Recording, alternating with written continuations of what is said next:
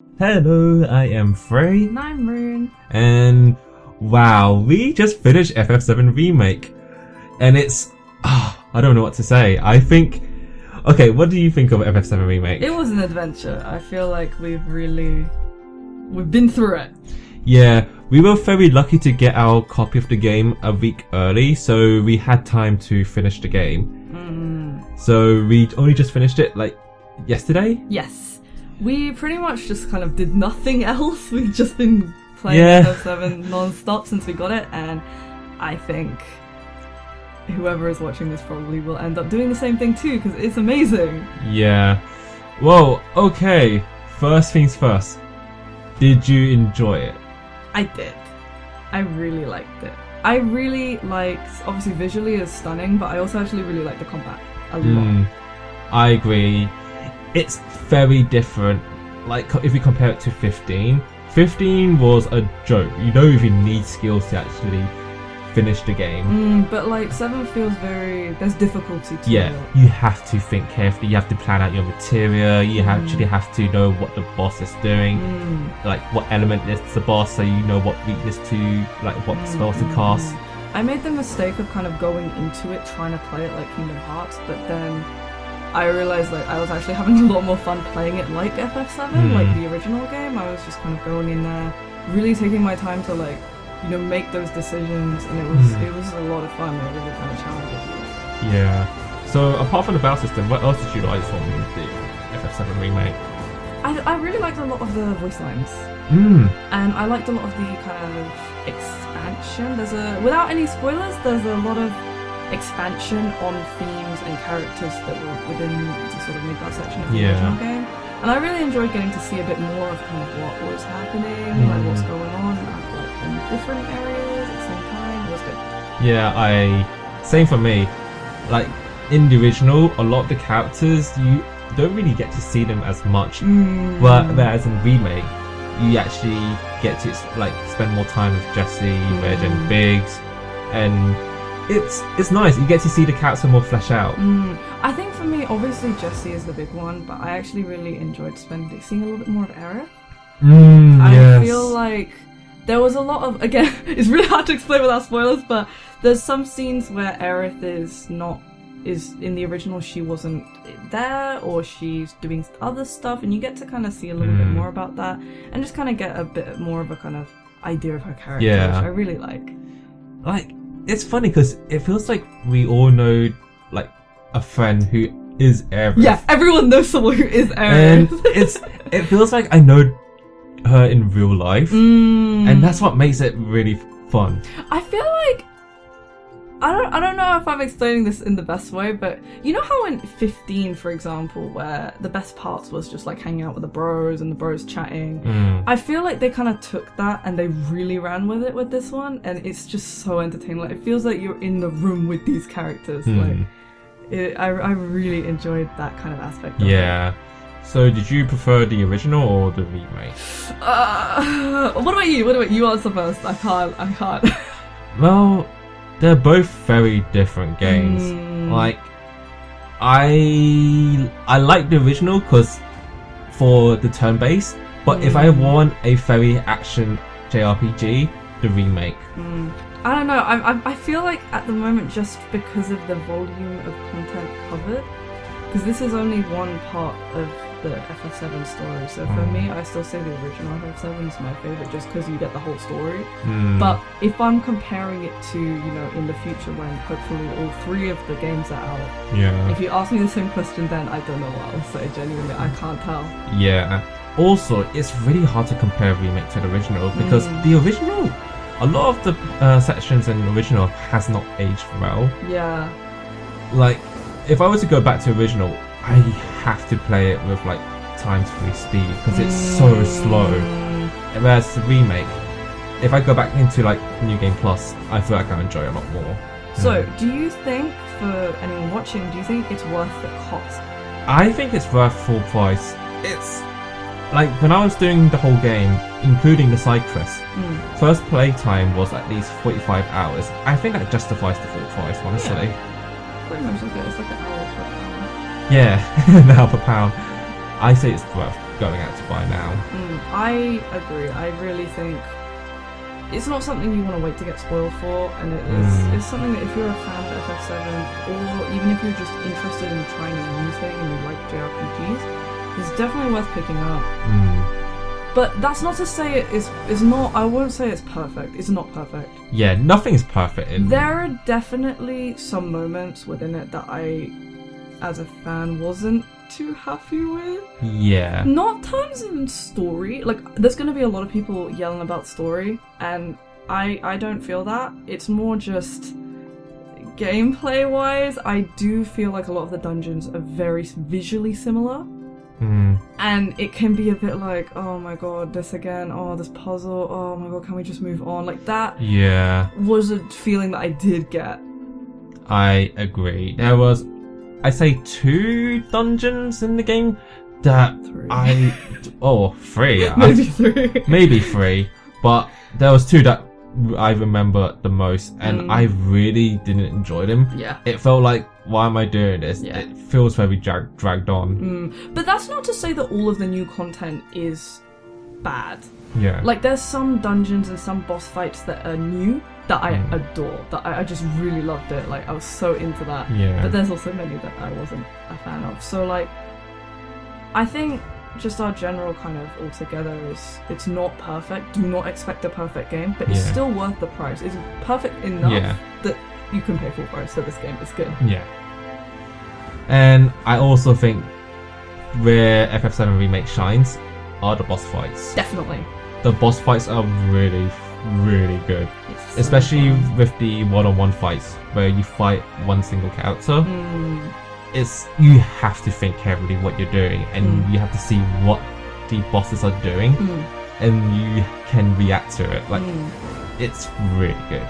It's also really nice seeing, not just like bosses, I mean, I'm thinking of one in particular, but seeing some of the really weird, like, enemy designs from the original 7 kind of remade into something that actually looks kind of vaguely cohesive.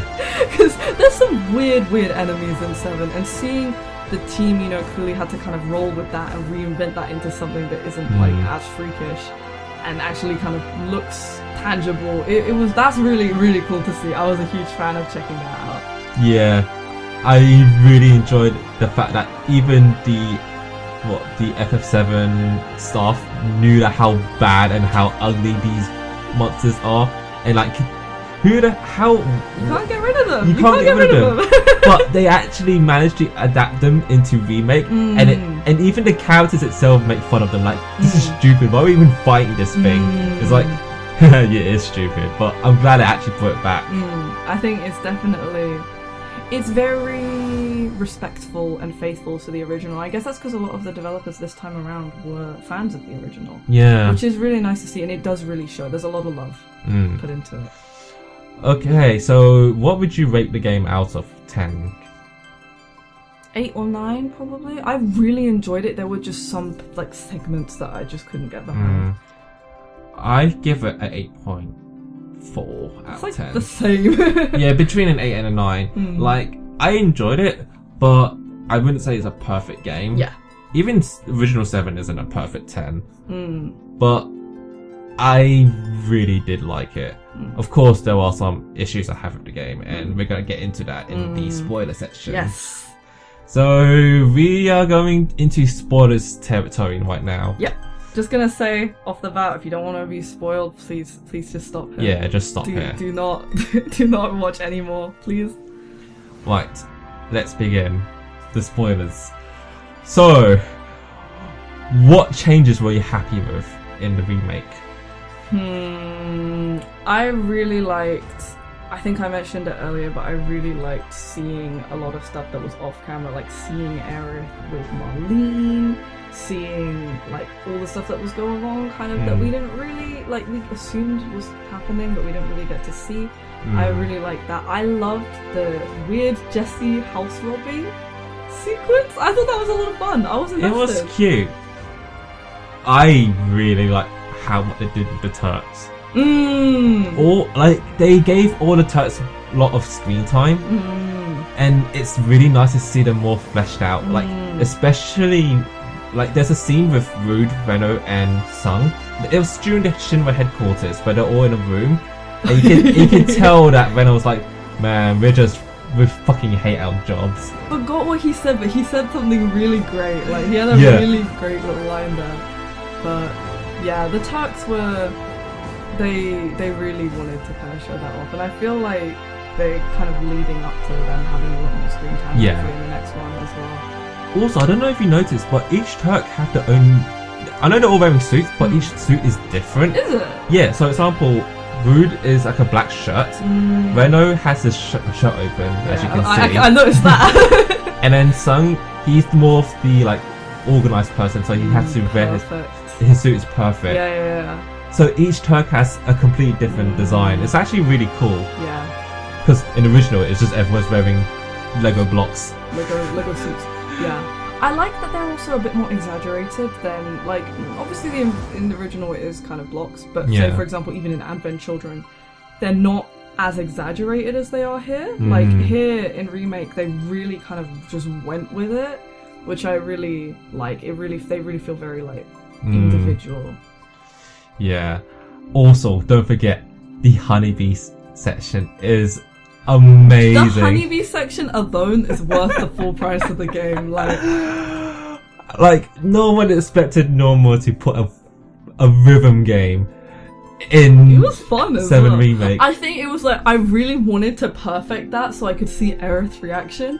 But like I was just like my eyes were shining, like I couldn't focus on the rhythm game at all. Did you know that you actually get a trophy for perfecting the rhythm game? Oh, don't tell me that now. Yeah, so if you perfect the rhythm game, you get a trophy, and of course Aerith will give you a better like cheer. I want to see Aerith's happy cheer, but I was just like so overwhelmed with just everything that was happening. We did not know about it when we went into it, and honestly, I'm so glad we didn't. Yeah, it caught us off guard. It was so good. I want to see Cloud pop and lock it, and that is canon. I also really like the side quests. Like, some of the side quests, they're not too long. There isn't a lot of side quests in 7 Remake. It's like all of the side quests are connected to each other. So if you do one, you unlock the next one. And I didn't think they were tedious and like repetitive. They were actually quite interesting. And of course, if you do them, you unlock new things. It's a good way to grind. Okay, that's the one thing I didn't like about the 7 Remake, is that you don't get a lot of monsters to fight unless you're in the Colosseum. Yeah, like I remember you were having trouble grinding. Yeah. Because I want to get stronger before a boss fight, but you cannot find monsters unless you wait like 5 minutes for 3 monsters to spawn in one area. I mean, I guess for some people that is a plus. Like, some people don't want constant enemy encounters, they don't want constant grinding, but like if you want to have a better time playing, it is better to grind. Okay, what is your worst moment in the game? Because there are a few that there was a few, and all of them were pretty much those dungeons we mentioned earlier. The weird the train graveyard. Just the train graveyard, all of it pointless. The weird Hojo puzzles, and specifically I think when you're blowing up the second reactor, you have to do that long-ass dungeon, and maybe I was just too tired at the time, but I just couldn't navigate that place at all. It was really confusing for me. Honestly, like, maybe if this wasn't a remake, if this was a completely original game, maybe it would be fine, because it was very visually, like, pretty, apart from the parts where it looked like other dungeons, but, like, all the glowing stuff was pretty. But, like, if this was a completely original game and we didn't know what was coming, maybe maybe it'll be alright, but the fact that we know what is gonna happen next and we're waiting for it to happen and we're trying to rush through, the player experience is basically just everyone going through the train graveyard being like, oh, can we just move on, because you know the next shit is gonna be cool as hell. So I just think, like, maybe as a standalone, maybe, I mean, I'm still not a fan, but maybe. But just doing that whole sewers thing and then doing the train graveyard thing, when you really, all you want is just to get to the action that you know is coming, is kinda tedious. It just came across badly. Yeah. And I also really didn't like the new introduction of, like, they introduced a lot of new characters. Like, I just didn't like a lot of them. For example, they introduced this one Johnny guy, and he just appears all the time, and it's like, where is this going? Who is this guy? What? Yeah. Why is he here? And then they also introduce this random soldier character. The bike guy. Yeah, the bike guy with the mullet. It's like, who is this guy? I thought that was going somewhere. It just didn't. Yeah, I thought he would be in the final bike chase, but then no, he just doesn't appear ever again. Yeah, it was really weird, and honestly, I think it could have been really cool because he basically turned his back on his own guy. Yeah, what was his deal? And it was really weird, and I was like, is he gonna have to take a penalty for that? Like, what's this guy's deal? But yeah, we'll never know. There's a lot of characters in 7. Like, there's a lot of turrets, there's a lot of characters in Crisis Core, lots of characters in, like, basically there's a lot. I feel like introducing new characters is kind of making it even more confusing. They should flesh out the characters that are already in the universe. But honestly, I did really like Leslie. I really liked Leslie. He just seemed like a cool guy. You just like him because he's good looking. Yeah, he's good looking, but also like his whole backstory was cool. And I like that we were introduced to a new character. We learned what their deal was, but we learned about him, and we also ran into him like multiple times. But unlike Johnny, we actually got some kind of, reward for that. Like, we got a reward, like learning about who he is and what his deal is, why he's doing this. And also the whole kind of like, oh, he's gonna go look for his fiance or whatever, feels like we're gonna see him again. Like, he feels like we'll see him again in maybe the next game outside of I wouldn't be surprised. Like, Corneo is not dead yet. He appears later in the game, so who knows, maybe Leslie might appear in the future games. Yeah, and honestly, like, I'm really down for that. Like, it's nice to see something fresh. So I think that is a good, like, use of a new character, but the whole motorcycle guy or Johnny or any of these like other characters that just aren't going anywhere, I feel like, was that really necessary? It's not, but it feels like they didn't have enough characters. So because all the characters are introduced in like after Midgar, so they had to like fill up the slots. I just think I would, instead of having someone like Kyrie or Johnny or the motorcycle guy, I would actually rather have a playable Red 13. So when Red 13 joins your party, there's this one segment where you're alone with Red 13 in that weird Hojo dungeon, and there's a window that pops up that tells you how Red 13 is not playable, and then you proceed to use a bunch of Red 13 skills to solve puzzle elements. But it honestly just really feels like that was the time when you're meant to play Red 13. Why would you have a non-playable character and be taken away from the rest of the party? Like, it really feels like they wanted him to be playable, but they just couldn't manage to make that happen for this game, which kind of sucks. Like, I know it's only one chapter, but it just, I feel like either he should be playable, or that whole section where you're using him to do the puzzles and you're alone with him just shouldn't have been there. Because it just felt really odd. Like, it felt like he needed to kind of be playable there. Well, that's the thing is, even if they had extra time, they could still make him a playable character through patch updates. But I felt like that's not what they intended to do. Yeah. Honestly, I feel like they're saving it for the second game, because they're going to mix Kate Sith and Red 13 together as one character. Probably. Since Kate Sith's already teased in the game. That was neat. I really liked that. Yeah, it was a nice little tease. But how is Kate Sith gonna play in the remake? He's not gonna have. I can't imagine the big white friend, the big white round like plush robot is gonna be playable. I want it. Yeah, but can you imagine that in the remake? It looks so out of place. Hey, Fat Chocobo made it.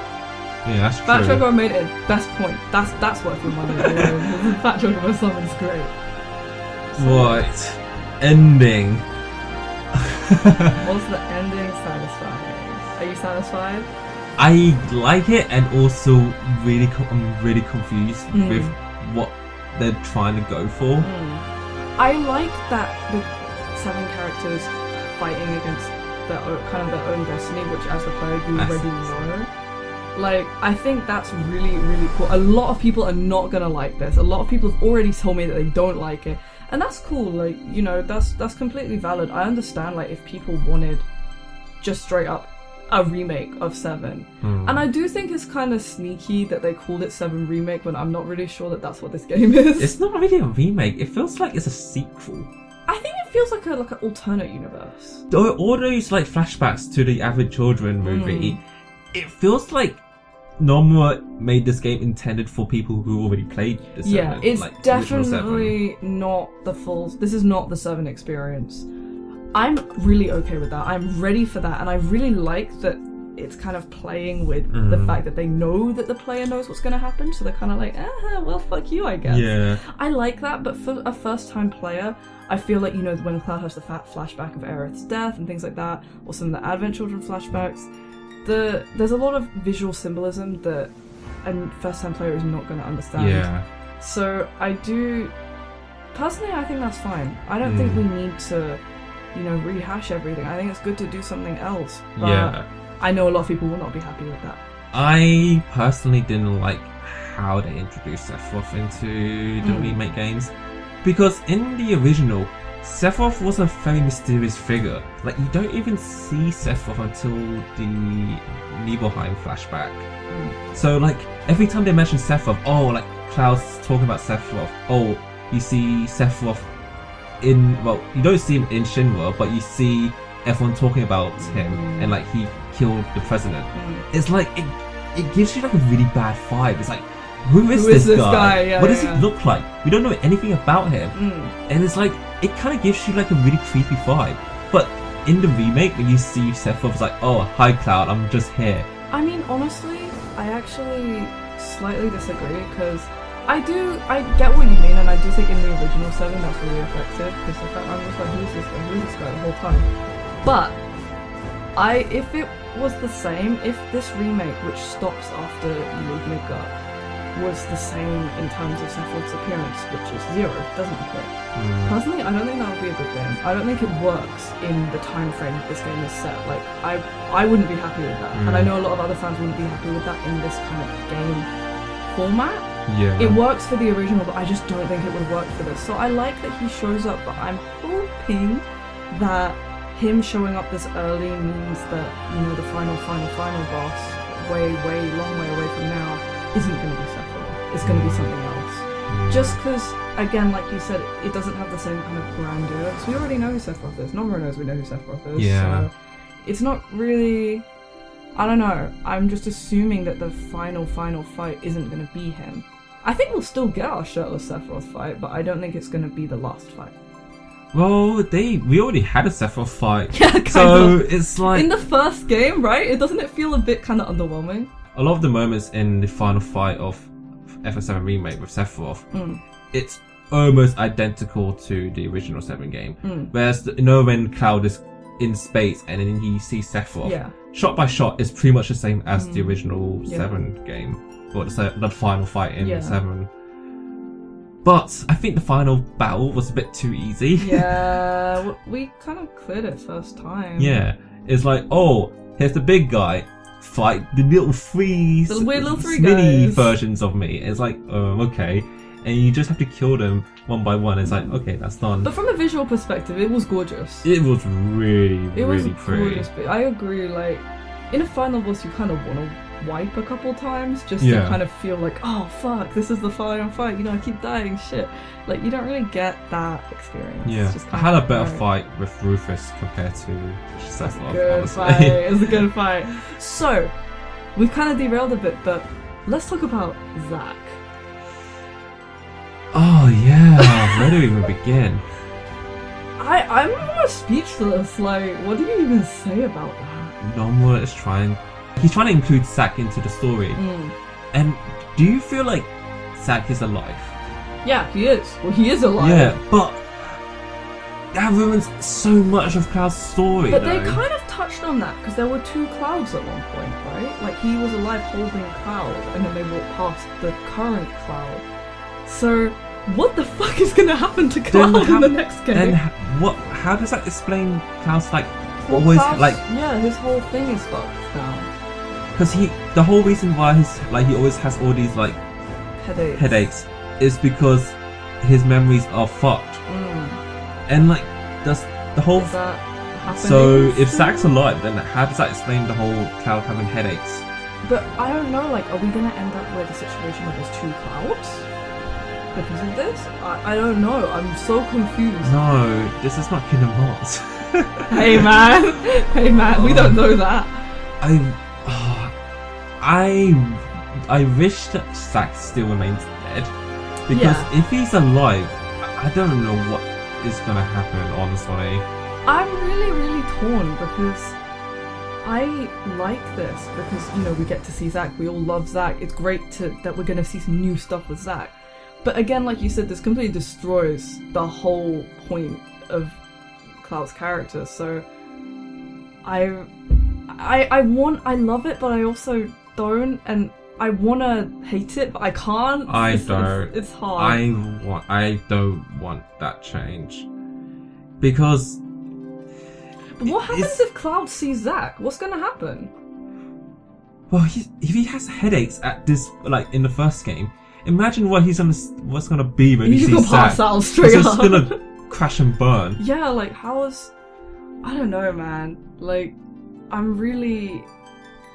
wanna hate it, but part of me is really excited to see what the hell's gonna happen. It doesn't explain how Cloud has Zack's sword then. If Zack is alive, then how did Cloud get the sword? The whole kind of... Because I guess at this point, this is kind of time travel in a way, because we've altered an event in the past while things are still going on in the present. So, but Cloud's sword didn't just change. His personality didn't just change because of that was altered. So I'm assuming this is a split timeline or something. I don't know, but I'm pretty excited. I want to hate it, but I can't. I dislike it. That's fine. That's totally fair. I think there's a lot of things that I will be like, oh, so negative, why be so negative? But this is one of those things that I think if you don't like this change, you're perfectly valid. Yeah. I don't like it, but I do want to see how it turns out. Like, who knows? Maybe I might like it in the end. Maybe Aerith will live. That's really... I don't know if I like that either. I don't know. I honestly wish the first game ended right after Cloud's flashback. I feel like they should have extended until then and then stopped the game. Which one? The first flashback, so you get to see the whole Sephiroth in Nibelheim. I wish the first game ended there, because then it leaves you, oh damn, Sephiroth was a fucking asshole. He's a psycho. Yeah. And then end it there. That'd be perfect, because then you get to know who Sephiroth is, and then you also be like, oh my god, this guy is alive. We have to stop him. It'll be a good place to start. Personally, I think the way I would have liked to see it play out is more, instead of this whole kind of Zack thing, to see like Cloud having weird Zack ghosts or something. I think that would have been a nice way to include Zack without fucking the whole timeline. Well, he kind of did when Aerith mentioned Zack's name, which wasn't in the original.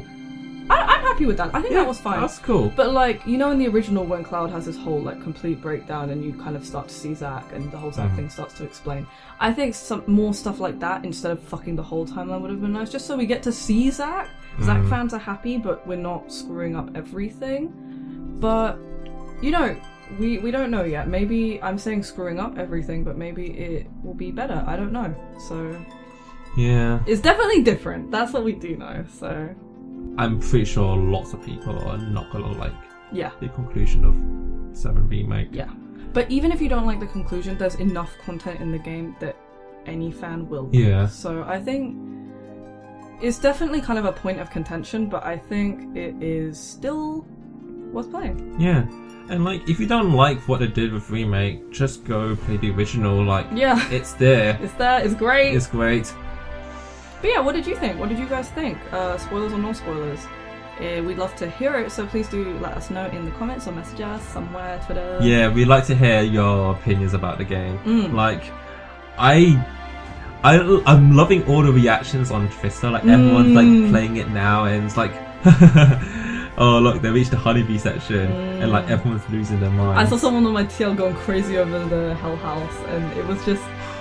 It's just really nice to see like different reactions. That fight was so difficult. That was harder than the final boss. Yeah, that house is so ridiculous. Yeah. Then again, I was not prepared because my materials were like so screwed. Yeah, I didn't have the true. right elements for that fight. But yeah, please let us know. Like, just from talking with Frey, like, we both have very different opinions about it. So I would really love to see like other people's opinions. You know, what do you guys think? Please let us know. But thank you so much for watching. Thank you so much. And see you next time. We'll get back to our 14th video soon. Very soon. We're sorry. We're sorry.